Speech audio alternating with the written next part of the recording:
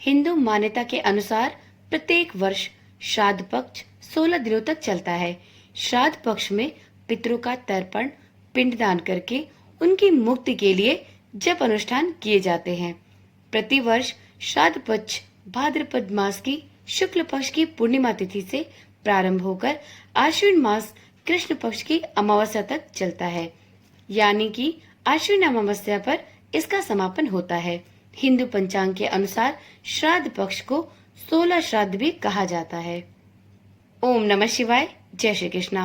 आप सभी का सनातन धर्मसार चैनल पर बहुत बहुत स्वागत है। मित्रों, आज की वीडियो में जानते हैं कि साल 2024 में पितृपक्ष कब से प्रारंभ हो रहे हैं और इस वीडियो के माध्यम से पितृपक्ष 2024 की सभी श्राद्ध तिथियों के बारे में भी जानेंगे। साथ में ये भी जानेंगे कि पूर्णिमा का श्राद्ध किस दिन आरंभ हो रहा है।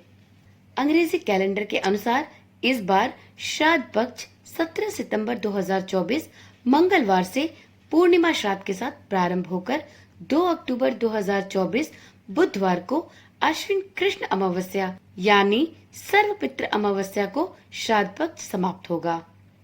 अब जानते हैं पितृपक्ष 2024 की श्राद्ध तिथियां कौन कौन सी होने वाली हैं।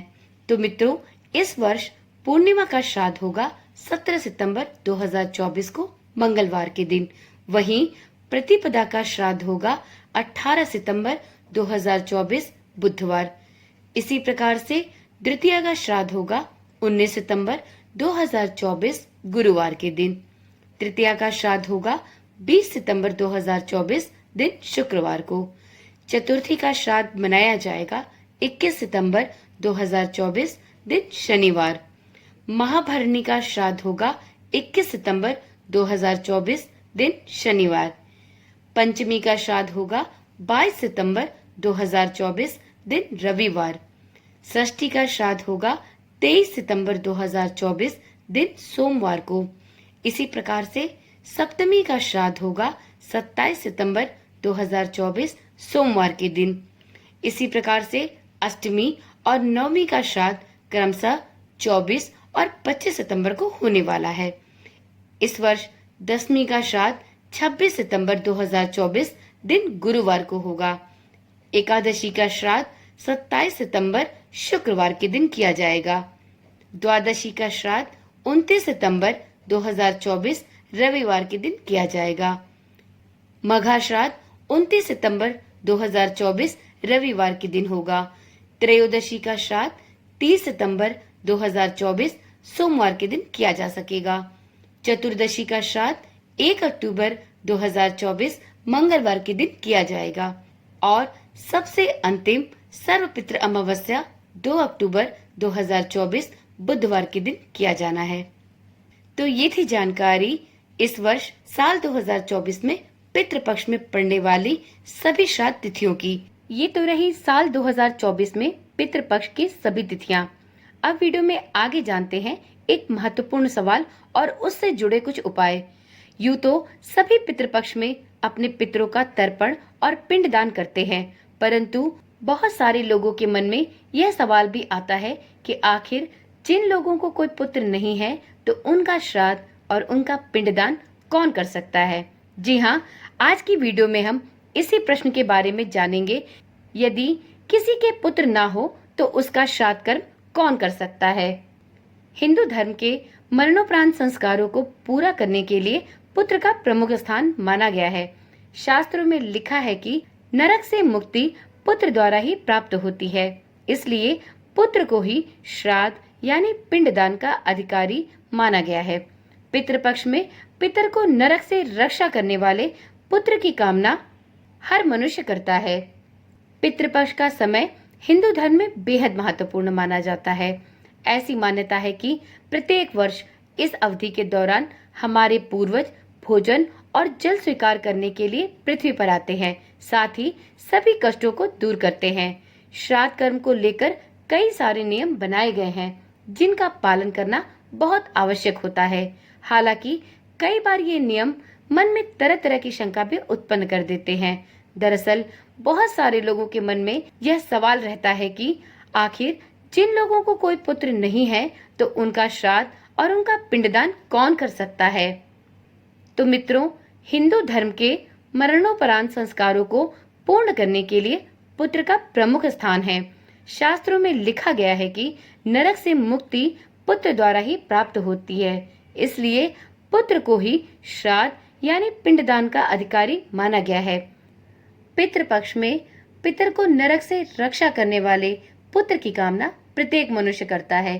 धार्मिक मान्यताओं के अनुसार वैसे तो घर का सबसे बड़ा पुत्र श्राद्ध करता है, परंतु जिनके पुत्र ना हो या उनका वंश समाप्त हो गया है, तो ऐसी स्थिति में पितरों का पिंडदान और श्राद्ध कौन कर सकता है? तो मित्रों, पुराणों में भी वर्णित है कि ऐसी स्थिति में जब पुत्र ना हो या वंश समाप्त हो गया हो, तो ऐसी स्थिति में मृतक की पुत्री का पति और उसका पुत्र भी श्राद्ध के अधिकारी होते हैं। इसके अतिरिक्त उस व्यक्ति के पुत्र, पौत्र व प्रपौत्र ना हो तो उसकी पत्नी भी उस व्यक्ति का श्राद्ध कर सकती है। इस संबंध में गया मंत्रालय वैदिक पाठशाला के एक ज्ञानी पंडित भी बताते हैं कि पिता का श्राद्ध पुत्र को ही करना चाहिए। पुत्र के न होने पर पत्नी श्राद्ध कर सकती है। पत्नी न होने पर सगा भाई और उसके भी अभाव में सब पिंडों को श्राद्ध करना चाहिए। एक से अधिक पुत्र होने पर सबसे बड़ा पुत्र श्राद्ध करता है। पुत्री का पति यानी व्यक्ति के दामाद को भी श्राद्ध करने का अधिकार प्राप्त है। दामाद एक स्थिति में पिंडदान कर सकते हैं कि उनके भी माता पिता जीवित न हों।